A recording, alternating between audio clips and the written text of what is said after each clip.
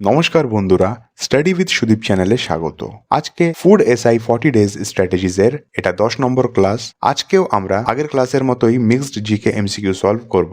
এর আগের 9টা ক্লাসের ভিডিও লিংক এই ভিডিও ডিসক্রিপশনসে দেওয়া রয়েছে। যদি তুমি এখনো সেই ক্লাসগুলো দেখোনি তো অবশ্যই দেখে নেবে, কারণ সেখানে আমরা ফুড এসআই সিলেবাস অনুযায়ী বেশ কিছু ইম্পর্টেন্ট কোশ্চেন্স সলভ করেছি। যদি চ্যানেলে নতুন থাকো তো চ্যানেলটিকে অবশ্যই সাবস্ক্রাইব করে নাও আর বেল আইকনটি প্রেস করতে ভুলবে না, তাহলে প্রত্যেক ভিডিও নোটিফিকেশন তোমার কাছে সহজেই পৌঁছে যাবে। তাহলে আর দেরি না করে শুরু করা যাক আজকের ক্লাস। দেখে নেব আমরা আজকের প্রথম প্রশ্ন। Which city is the host of 2024 BRICS summit? কোন শহরে 2024-এর ব্রিক্স সামিট হতে চলেছে? আর এর সঠিক উত্তর হবে কাজান, রাশিয়া। আমি বাকি অপশনসগুলো পড়লাম না, যাতে একটাই তোমাদের মনে থাকে সহজে। নেক্সট প্রশ্ন দেখে নেব আমরা। ওয়ার এক্স্যাক্টলি ইজ আকসাই চীন? প্রশ্নে বলা হচ্ছে যে আকসাই চীন কোথায় অবস্থিত। যারা জানো না তাদের জন্য ছোট্ট করে একটু বলে দিই যে ভারতের কিছু অংশ আছে যেটাকে চায়না নিজের বলে দাবি করেছে, আর সেই অংশটাকেই আকসাই চীন নাম দেওয়া হয়েছে। আর এটি ভারতের কোন অংশকে বলা হচ্ছে? অপশনসে রয়েছে near Leh, north eastern corner of Ladakh, along the Zanskar mountain, নাকি south of the Siachen glacier. আর এর সঠিক উত্তর হবে north east corner of Ladakh. নতুন যেটা ইউটি গঠন হয়েছে লাদাখ, তার নর্থ ইস্ট কর্নারের কিছু অংশ আছে সেটাকে আকসাই চীন বলা হচ্ছে। পরের প্রশ্ন দেখে নেব আমরা। Punjab and Haryana receive rainfall in winter from? অপশনসে রয়েছে westernly disturbance, cyclones in Bay of Bengal, both of the above, নাকি নান অফ দিস। আর এর সঠিক উত্তর হবে ওয়েস্টার্নলি ডিস্টারবেন্স। ওয়েস্টার্নলি ডিস্টারবেন্স কি হয়? তো প্রথমে আমি বলে রাখি যে ওয়েস্টার্নলি ডিস্টারবেন্সকে বাংলায় আমরা পশ্চিমী ধকল বলে থাকি। ভূমধ্য সাগরের উপরে নিম্নচাপ সৃষ্টি হয়, আর সেই নিম্নচাপের ঝড়টা বা ঘূর্ণিঝড়টা সেটা হাওয়ার রূপে বা জেট স্ট্রিম বলা হয় সেটাকে, সেই জেট স্ট্রিম বা জেট স্রোতে ভারতে ঢোকে পড়ে, আর ভারতে ঢোকার পরে বৃষ্টিটা আমাদের পাঞ্জাব, হরিয়ানা এই সাইডে হয়ে থাকে শীতকালে। নেক্সট প্রশ্ন দেখবো আমরা। গুরু Gopinath was an exponent of? প্রশ্নে বলা হচ্ছে যে গুরু গোপীনাথ কিসের প্রবক্তা ছিলেন, বা সহজ করে আমরা বলতে পারি যে কিসের সঙ্গে যুক্ত ছিলেন। অপশনসে রয়েছে কুচিপুড়ি, ভরতনাট্যম, কথাকলি, নাকি কত্থক। আর এর সঠিক উত্তর হবে কথাকলি। নেক্সট প্রশ্ন দেখে নেব আমরা। In 1930 Mahatma Gandhi started the civil disobedience movement from? প্রশ্নে বলা হচ্ছে যে 1930-এ Mahatma Gandhi civil disobedience movement বা অসহযোগ আন্দোলন কোথায় থেকে শুরু করেছিলেন? অপশনসে রয়েছে ওয়ার্ধা, সাবরমতি, সেবাগ্রাম, নাকি ডান্ডি। আর এর সঠিক উত্তর হবে সাবরমতি। উনি সাবরমতি থেকেই ডান্ডি মার্চ স্টার্ট করেছিলেন 12ই মার্চ 1930-এ, আর ডান্ডিতে গিয়ে উনি নুন বা লবণ আইন ভঙ্গ করেছিলেন, সেটা দিয়েই উনি সিভিল ডিসওবিডিয়েন্স মুভমেন্টটা শুরু করেছিলেন। নেক্সট প্রশ্ন দেখবো আমরা। How many countries are permanent members in the UN security council? প্রশ্নে বলা হচ্ছে যে ইউএন সিকিউরিটি কাউন্সিলের পার্মানেন্ট মেম্বার কটা দেশ আছে? আর এর সঠিক উত্তর হবে 5টা দেশ। সেই 5টা দেশ হলো চায়না, ফ্রান্স, রাশিয়া, আর ইউনাইটেড কিংডম, ইউনাইটেড স্টেট। যদি জিজ্ঞেস করে যে ইউএন সেক্রেটারি কাউন্সিলের হেডকোয়ার্টার কোথায় আছে, তো এর হেডকোয়ার্টার হচ্ছে নিউ ইয়র্কে। নেক্সট প্রশ্ন দেখবো আমরা। Who is the author of essay annihilation of caste? অপশনসে রয়েছে আর আম্বেদকর, অপশনসে রয়েছে বি আর আম্বেদকর, মহাত্মা গান্ধী, জওয়াহরলাল নেহরু, নাকি Rabindranath Tagore. Annihilation of caste একটি বই আছে যেটি বি আর আম্বেদকরের দ্বারা লেখা হয়েছিল, আর উনি নিজেই পাবলিশ করেছিলেন এটা 1936-এ। এখানে অ্যাকচুয়ালি একটা স্পিচ আছে হিন্দু ধর্মের মধ্যে যে কাস্টিজমটা আছে সেটা কতটা ভয়ানক বা কতটা ক্ষতিকর, এই নিয়েই এই বইটা থিম বলতে পারো। পরের প্রশ্ন দেখবো আমরা। Dropsy is a disease caused by adulteration in? প্রশ্নে বলা হচ্ছে যে ড্রপসি একটা ডিসিজ হলো বা একটা রোগ হলো যেটা কিসের ভেজাল থেকে হয়ে থাকে? অপশনসে রয়েছে ঘি, টারমেরিক, মাস্টার্ড অয়েল, নাকি অড়হর ডাল। আর এর সঠিক উত্তর হবে মাস্টার্ড অয়েল বা সর্ষের তেল। সর্ষের তেলে যদি ভেজাল থাকে আর সেই তেলটা যদি আমরা আমাদের খাদ্যে ব্যবহার করে থাকি, তো সেই থেকে আস্তে আস্তে আমাদের ড্রপসি হতে পারে।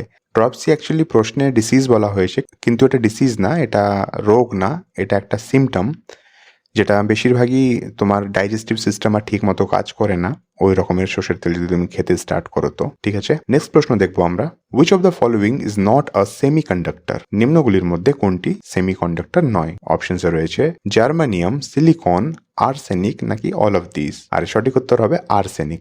আর্সেনিক সেমি কন্ডাক্টর না, আর্সেনিক হলো মেটালয়েড বা semi metal. Arsenic actually periodic টেবিলে যদি আমরা দেখি তো সেটা মেটাল আর নন মেটাল ক্যাটাগরির মাঝখানে পড়ে থাকে, তার জন্য আর্সেনিককে আমরা মেটালয়েড বা সেমি মেটাল বলবো। নেক্সট প্রশ্ন দেখবো আমরা। An object with a constant speed? প্রশ্নে বলা হচ্ছে যে কোনো একটা অবজেক্ট আছে যেটি কনস্ট্যান্ট স্পিডের সাথে আছে, তার মানে হচ্ছে যে is not accelerated, might be accelerated, is always accelerated, নাকি also has a constant velocity. তো যদি ধরে নাও তুমি বাইক আছে বা কোনো বাহন আছে যেটা কনস্ট্যান্ট স্পিডের সঙ্গে চলেই আসছে, তার মানে কি সেটা থেকে আমরা এক্সেলারেশন দিচ্ছি না বা সেটাকে এক্সেলারেট করছি না? তো এর উত্তর হয়ে যাবে মাইট বি এক্সেলারেটেড, হয়তো এক্সেলারেশন দিচ্ছি সেই স্পিডটাকে মেনটেন করার জন্য। নেক্সট প্রশ্ন দেখবো আমরা, autotrophic nutrition is found in, অপশনসে রয়েছে ফাঙ্গি, ব্যাকটেরিয়া, প্রোটোজোয়া, নাকি ভাইরাস। আর এর সঠিক উত্তর হবে ব্যাকটেরিয়া।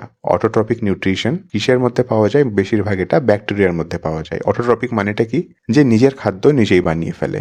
নেক্সট প্রশ্ন দেখবো আমরা, in which state is the archaeological site of Surkotada situated. Surkotada কোথায় অবস্থিত?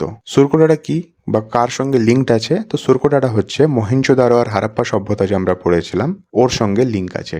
ঠিক আছে, এখানে সুরকোটাডাতে ঘোড়ার হাড় পাওয়া গেছিল মহেঞ্জোদারো যুগের। আর এটি কোথায় অবস্থিত? এটি হচ্ছে গুজরাটে অবস্থিত, গুজরাটের কচ্ছ ডিস্ট্রিক্টে অবস্থিত। নেক্সট প্রশ্ন হলো, which of the following sites of Indus valley civilisation is not on the bank of river Indus. সিন্ধু সভ্যতার কোন শহরটি সিন্ধু নদীর তীরে নয়? অপশনসে রয়েছে ছানুদারো, মহেঞ্জোদারো, রোপড়, কোটডিজি। আর এর সঠিক উত্তর হলো রোপড়। রোপড় হচ্ছে সতলজ বা শতদ্রু নদীর তীরে। নেক্সট প্রশ্ন দেখবো আমরা, sound travels fastest in which of the following materials. নিম্নগুলির মধ্যে কোন ম্যাটেরিয়ালে সব থেকে ফাস্ট ট্রাভেল করতে পারবে? অপশনসে রয়েছে স্টিল, এয়ার, ভ্যাকিউম, নাকি ওয়াটার। আর এর সঠিক উত্তর হয়ে যাবে স্টিল। এই প্রশ্নটা অনেকবার রিপিট হয়েছে, তো প্রশ্নটা একটু মুখস্থ করে নাও বা একটু ভালো করে দেখে নাও। নেক্সট প্রশ্ন হলো, in mirror the black surface is coated with a thin layer of. আয়নার আমরা নিজের চেহারা দেখতে পাই কারণ একটা সাইডে কালো করে দেওয়া হয়, তো সেই কালোটা যে করা হয় তো ওখানে একটা থিন লেয়ার থাকে কোন ধাতুর? অপশনসে রয়েছে মার্কারি,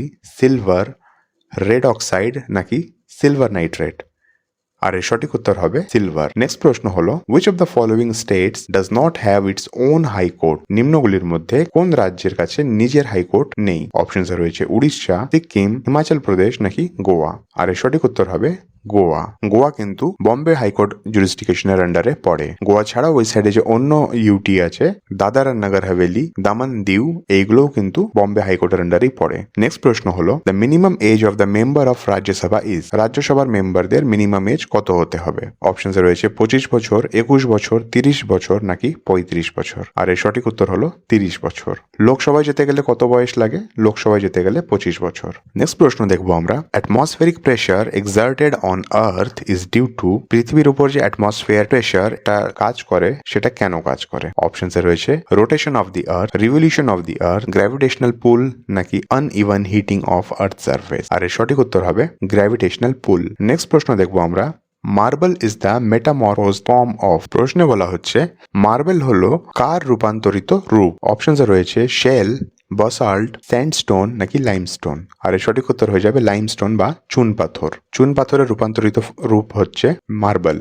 নেক্সট প্রশ্ন দেখবো আমরা, Hindustan socialist republican army was formed by. Hindustan socialist republican army কে গঠন করেছিল?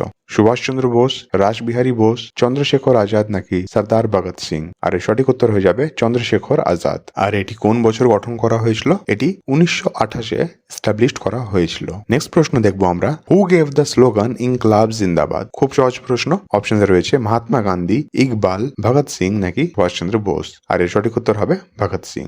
পরের প্রশ্ন দেখে নেবো আমরা, when is the world wetland day celebrated. GK থেকে প্রশ্ন এটা। অপশনসে রয়েছে 2 ফেব্রুয়ারি, 3 ফেব্রুয়ারি, 4 ফেব্রুয়ারি, নাকি 5 ফেব্রুয়ারি। আর সঠিক উত্তর হবে 2 ফেব্রুয়ারি। 2 ফেব্রুয়ারিতে আমরা ওয়েটল্যান্ড ডে অবজার্ভ করে থাকি। নেক্সট প্রশ্ন হলো, in which year was the first Bharat Ratna award given. অপশনসে রয়েছে 1951, 52, 53, নাকি 54। আর সঠিক উত্তর হবে 1954। আর যদি তোমাদেরকে জিজ্ঞেস করি যে প্রথম রিসিপেন্ট কে ছিল ভারতরত্ন অ্যাওয়ার্ডের, তো সেটার উত্তর হয়ে যাবে সি রাজা গোপালাচারী। ইনি আমাদের ফার্স্ট গভর্নর জেনারেল ছিলেন দেশ স্বাধীন হওয়ার পরে। একটা আমি অন্য ক্লাস আনবো যেখানে তোমাদেরকে এই ফার্স্ট ব্যাপারটা ডিসকাস করে নেব যে কোন ফিল্ডে কে ফার্স্ট আছে আর বিশ্বের মধ্যে কি হাইয়েস্ট আছে, কি টলেস্ট আছে। এই ধরনের জেনারেল জিকে আমরা একটা সেশনে করে নেব এক্সামের আগে। ঠিক আছে, নেক্সট প্রশ্ন দেখে নেব আমরা, India's first women's university was founded by. অপশনসে রয়েছে মহর্ষি ধন্বন্ত কেশব খারবে, আর উত্তরটা আমাদের এটাই আছে, তো বাদবাকি অপশনস আমরা আর দেখবো না। তাহলে সঠিক উত্তর হয়ে গেল অপশন এ, মহর্ষি ধন্ড কেশব কারবে বা খারবে। পরের প্রশ্ন চলে যাবো আমরা। Which bank started ATM in India for the first time? মানে প্রথমবার ভারতে কোন ব্যাংক এটিএম সুবিধাটা দিয়েছিল? অপশনসে রয়েছে এইচডিএফসি, এইচএসবিসি, আইসিআইসিআই নাকি ইউকো। আর এর সঠিক উত্তর হবে এইচএসবিসি। এইচএসবিসি ব্যাংক কোন বছর এটিএম সুবিধা পাবলিককে দিয়েছিল? তো সেটি হচ্ছে 1987। ইয়ারটা মনে রাখবে, আর শহরটাও মনে রাখবে, যেটা ইন্ডিয়ার আমরা ফিনান্স ক্যাপিটাল বলে থাকি, সেটা হচ্ছে মুম্বাই। পরের প্রশ্ন দেখে নেব আমরা। The BCG vaccine is use to prevent which of the following ডিসিজ? এই বিসিজি ভ্যাকসিনের ব্যাপারে আমি আমার সায়েন্স ক্লাসে তোমাদেরকে বুঝিয়েছিলাম যে এটা কোন রোগের জন্য ব্যবহার করা হয় বা এর ইনভেন্টর বা আবিষ্কারক কে ছিল, সেগুলো আমি তোমাদেরকে ডিসকাস করেছিলাম। তো সেই ভিডিওটারও লিঙ্ক এই ভিডিও ডিসক্রিপশনে রয়েছে, বা চ্যানেলে তুমি পেয়ে যেতে পারো, জেনারেল সায়েন্সের প্লেলিস্টে গিয়ে তুমি পেয়ে যাবে। এখানে অপশনস দেওয়া রয়েছে জন্ডিস, টাইফয়েড, টিউবারক্লোসিস নাকি পোলিও। তো এর সঠিক উত্তর হয়ে যাবে টিউবারক্লোসিস। টিবি থেকে রক্ষা পাওয়ার জন্য বা টিবির ডেভেলপমেন্টকে প্রিভেন্ট করার জন্য বিসিজি ভ্যাকসিনস দেওয়া হয়। পরের প্রশ্ন চলে যাবো আমরা। Which of the following is a vestigial organ? নিম্নগুলির মধ্যে কোনটি ভেস্টিজিয়াল অর্গান আছে? অপশনসে রয়েছে কিডনি, হার্ট, লাংস নাকি অ্যাপেন্ডিক্স। খুব সহজ উত্তরের, সবাই জানি আমরা, এর উত্তর হলো অ্যাপেন্ডিক্স। নেক্সট প্রশ্ন হলো হু পেন্টেড দ্য মাস্টারপিস হামসা দময়ন্তী? অপশনসে রয়েছে অঞ্জলি ইয়েলা মেনন, অবনীন্দ্রনাথ ঠাকুর, অমৃতা শেরগিল নাকি রাজা রবি বর্মা। আর এর সঠিক উত্তর হবে রাজা রবি বর্মা। এই হামসা দময়ন্তী পেন্টিং যেটা আছে সেটা একটা মাইথোলজিক্যাল পেন্টিং আছে, আর এটা রাজা রবি বর্মা দ্বারা বানানো হয়েছে, যে কিনা মালয়ালি পেন্টার, আর এই পেন্টিংটা বানিয়েছিলেন 1899 সালে। দেখে নেব আজকে লাস্ট প্রশ্ন। Where is the world's first 3D printed temple located in India? প্রশ্ন বলা হচ্ছে বিশ্বের প্রথম 3D প্রিন্টেড মন্দির ভারতের কোথায় অবস্থিত? অপশনসে রয়েছে গুজরাট, তেলেঙ্গানা, ওড়িশা নাকি বিহার। আর এর সঠিক উত্তর হয়ে যাবে তেলেঙ্গানা। এটি গণেশ ঠাকুরের মন্দির আছে, আর এটি তেলেঙ্গানার সিদ্দিপেট ডিস্ট্রিক্টে অবস্থিত। তাহলে আজকের ক্লাস এখানেই শেষ হচ্ছে। আজকের ভিডিওতে কটা প্রশ্ন তুমি জানতে বা কটার উত্তর তুমি দিতে পেরেছো সেটা কিন্তু কমেন্ট বক্সে অবশ্যই কমেন্ট করে আমাকে জানাবে। আর নেক্সট ক্লাসে আমরা একটু অন্য ধরনের প্রশ্ন করব এবার, কারণ আমরা প্রায় 600টা প্রশ্ন করে নিয়েছি। ঠিক আছে, 30টা করে আমরা প্রশ্ন করেছি সকালবেলাতে, আর 25 থেকে 30টা করে প্রশ্ন করেছি আমরা সন্ধ্যেবেলাতে। তো এইভাবে আমরা 500 থেকে 600টা প্রশ্ন করেছি। আর এই 500 থেকে 600টার মধ্যে কতটা তোমরা রিটেন করে রেখেছো, কতটা স্টোর আছে তোমাদের ব্রেনে, সেগুলো এবার একটু আমরা যাচাই করব মক টেস্টের মাধ্যমে। তো নেক্সট এবার আমরা মক টেস্ট শুরু করব ফুড এসআই এর জন্য। ভিডিওটা যদি ভালো লেগে থাকে বা তোমাদের একটু হেল্পফুল বলে মনে হয় তো প্লিজ ভিডিওটা লাইক বাটন প্রেস করবে আর নিজের ফ্রেন্ডসদের সঙ্গে শেয়ার করবে। আর যদি এখনও তুমি চ্যানেলটিকে সাবস্ক্রাইব করোনি তো প্লিজ সাবস্ক্রাইব করে নাও, আর বেল আইকনটি অবশ্যই প্রেস করে দেবে, যাতে প্রত্যেকটা ভিডিও নোটিফিকেশন তোমার কাছে সহজেই পৌঁছে যেতে পারে। তাহলে দেখা হচ্ছে নেক্সট ভিডিওতে। ততক্ষণ পড়তে থাকো, রিভাইজ করতে থাকো।